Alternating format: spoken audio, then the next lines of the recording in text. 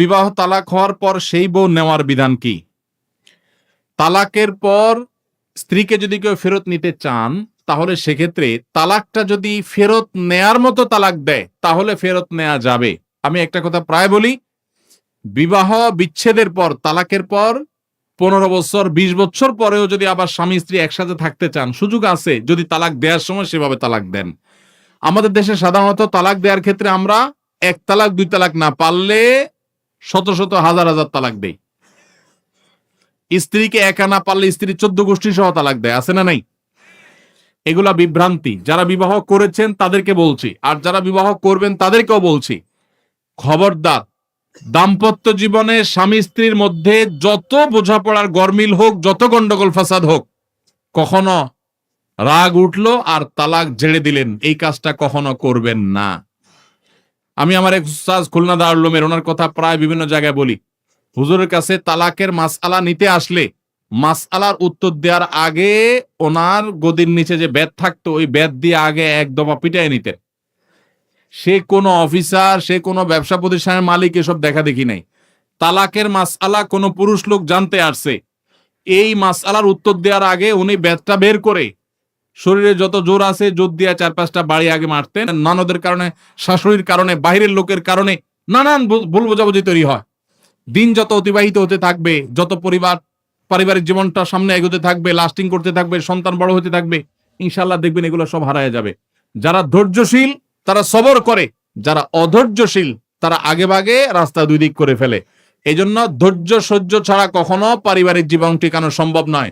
ঘরে ঘরে তালাক হচ্ছে, আমি তালাক নিয়ে একটা লিফলেট তৈরি করছি, ইনশাআল্লাহ সেটা অচিরেই হাজার হাজার মানুষের কাছে আমরা পৌঁছায় দিব যে বিবাহের আগে তালাক সম্পর্কে সতর্ক হন। বেশিরভাগ মানুষ তালাক দিয়ে এসে এরপরে চোখের পানি ফেলে, এসে বলে হুজুর দিয়ে ফেলেছি এখন কি করব। আপনি যদি 3টা তালাক দিয়ে শেষ করে থাকেন, তাহলে সেক্ষেত্রে আপনার স্ত্রীর সাথে আপনার সংসার করার সুযোগ যদি নষ্ট করেন, গোটা পৃথিবীর সব হুজুর একসাথ হয়ে, মক্কা মদিনার ইমাম সাহেব যদি একসাথ হন, আপনাকে আপনার স্ত্রীর সাথে সংসার করার সুযোগ দিতে পারেন না। কারণ ব্যাপারটা হলো ছুরি মারার মতো। আমার পেটে ছুরি মেরে দিলেন, এরপর আপনি জিহ্বা কামড়াচ্ছেন, আফসুস করছেন। আফসুস আপনি করতে পারেন, আমি আর জীবিত হয়ে যাব না। দাম্পত্য সম্পর্কটা এরকম। এজন্য খবরদার, রাগের মাথায় যদি ডিসিশন নেন যে তার সাথে আমি সংসার করব না, তখন স্ত্রীকে কিছু বলবেন না। আমি যদি এজন্য বলি, রাগ উঠেছে, পারলে একটা ধাক্কা দিলেন, একটা বকা দিলেন, একটা ভালো কথা বলে বকা দিলেন, গালিগালাজ না, পারলে একটা চিমটি দিলেন। যদি আপনি অন্যায় করে থাকেন তাহলে আপনার বিচার করা যাবে। কিন্তু যদি তালাক দিয়া বসেন, সালাতুন জিদ্দুহুন্না জিদ্দুন ওয়া হাজলুহুন্না জিদ্দুন, নবীজি সাল্লাল্লাহু আলাইহি সাল্লাম বলেছেন 3টা কাজ ইচ্ছাকৃত করলে যা হবে, দুষ্টমি করে করলেও তা হবে।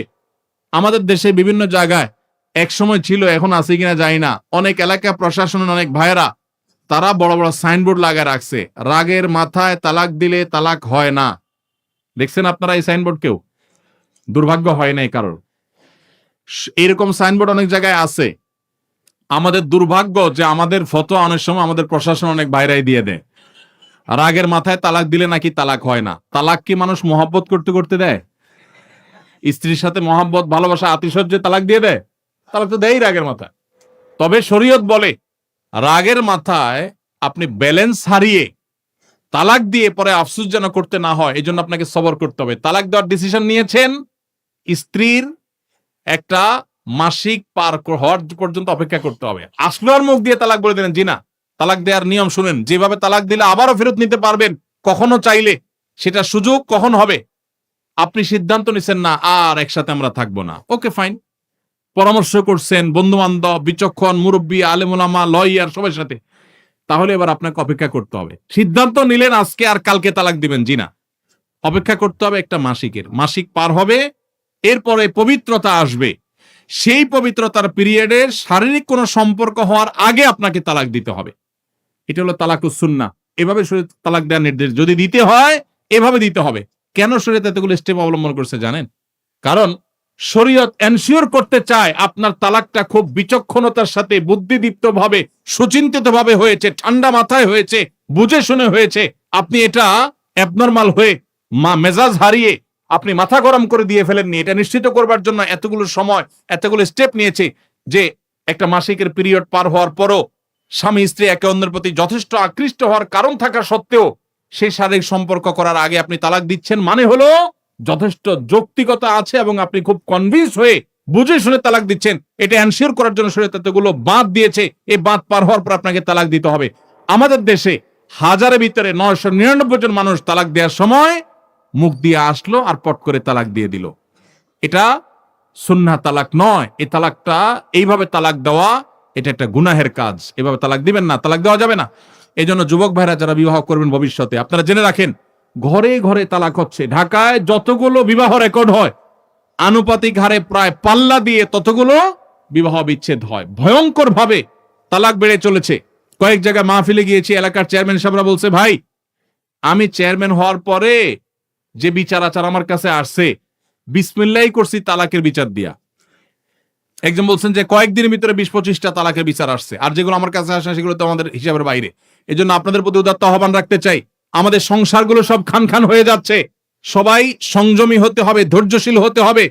as-sabru জাযাউহু আল জান্নাহ, সবরের বিনিময়ে আল্লাহ তাআলা জান্নাত দান করবেন। সবাই সবর করবেন তো ইনশাআল্লাহ। দাম্পত্য জীবনে আর যা হোক, খবরদার কখনো মাথা গরম করে তালাক দিবেন। আমি যেভাবে বলেছি সুন্নাহসম্মত তালাক, এভাবে যদি পিরিয়ড যাওয়ার পরে, সুস্থ হওয়ার পর, শারীরিক সম্পর্কের আগে একটা তালাক দিবেন, এটা হলো সুন্নত। তালাক কয়টা হবে? একটা। একটার বেশি তালাক দিবেন সেটা জায়েজ হলো না, জায়েজ হবে একটা তালাক। একটা তালাক দিলেন, বাস রেখে দিলেন। 2 মাস 3 মাস পার হয়ে গেল, অটোমেটিক সম্পর্ক ছিন্ন হয়ে গেলে দুজন দুদিকে যেতে পারেন, আলাদা বিয়ে হতে পারে।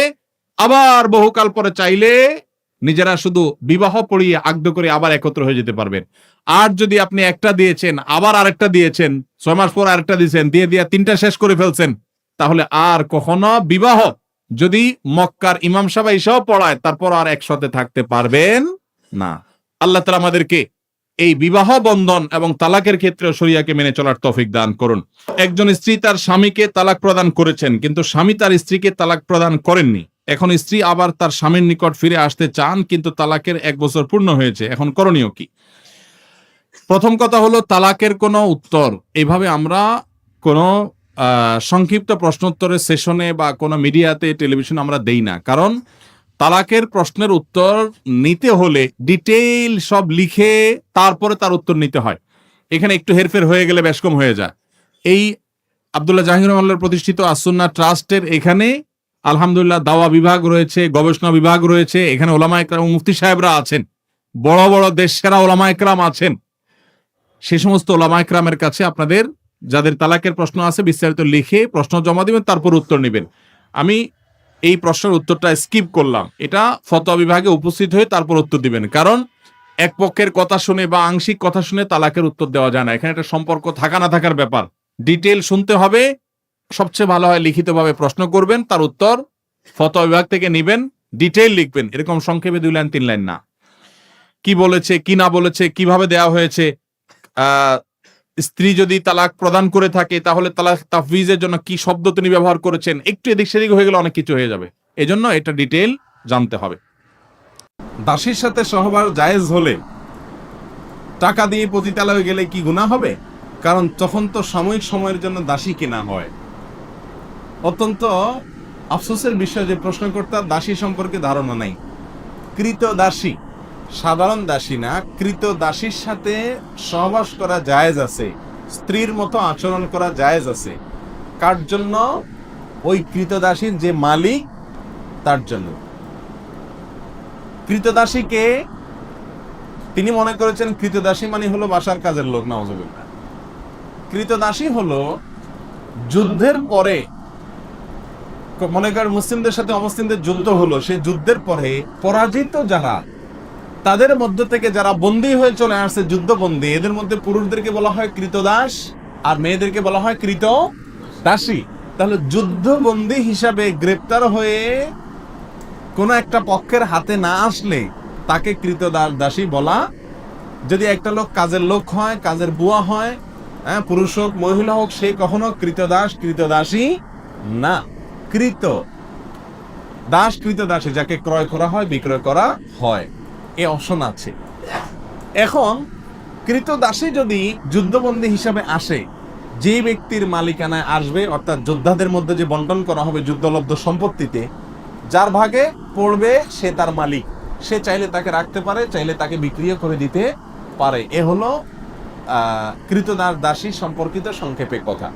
এখানে কৃতদাসীর সঙ্গে সহবাস করাকে ইসলাম এলাও করেছে কেন? এটা নিয়ে আমাদের নাস্তিক ভাইদের বা নাস্তিক বন্ধুদের প্রশ্নের কোনো শেষ নেই।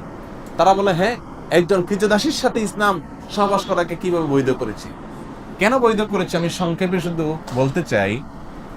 মনে করুন বাংলাদেশে মানুষের সাথে অন্য কোনো দেশের মানুষের যুদ্ধ হলো, যুদ্ধে যারা গ্রেপ্তার হয়ে বাংলাদেশের মানুষের কাছে চলে আসলো, তাদেরকে যদি পরাজিত শক্তি যারা, তারা তাদের যুদ্ধবন্দীদেরকে নেওয়ার জন্য কোনো চুক্তিতে আসতে পারলো না, যে কোনো ভাবে নিতে পারলো না, ফেরত নিতে পারলো না, এখন এই লোকগুলা যুদ্ধবন্দী হিসাবে যাদের হাতে আছে তাদের কাছে কিভাবে থাকবে?